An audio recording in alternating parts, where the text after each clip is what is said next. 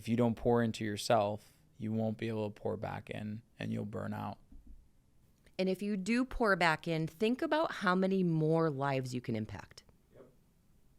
Just by taking a little bit of time, getting your stuff together, you will be able to 10x, 100x, 1000x your results, because you will no longer be pouring from that empty cup.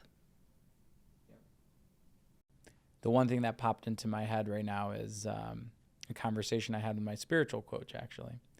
And it was based on self-limiting beliefs.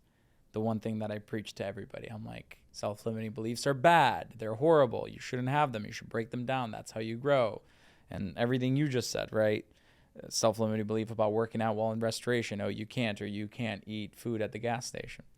So I'm sitting there, we're talking, we meditate. It's like, Alex, what's on your mind?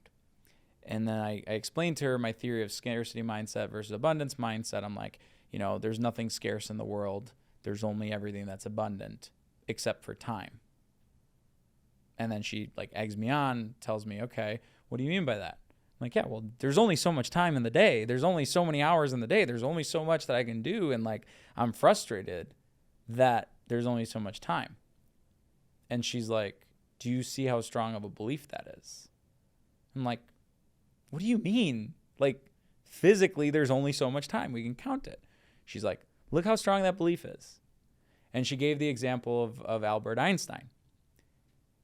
He could not have had enough time. It would have taken a person of his intellectual capacity 5 lifetimes to come up with the inventions that he's come up with.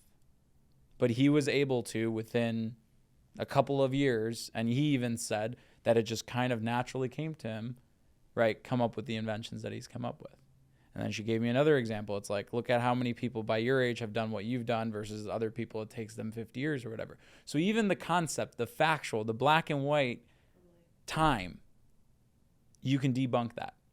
Absolutely. And it's a strong belief that you could just pick up and throw away. I was just speechless at that point. I'll give you one more example. Post-industrial revolution, Henry Ford implemented, which at the time people were working 7 days a week, 14 hours a day. Henry Ford said, you know what? I'm going to sell more cars than anyone has ever sold before. And you know how I'm going to do it? I'm going to implement a 40-hour work week.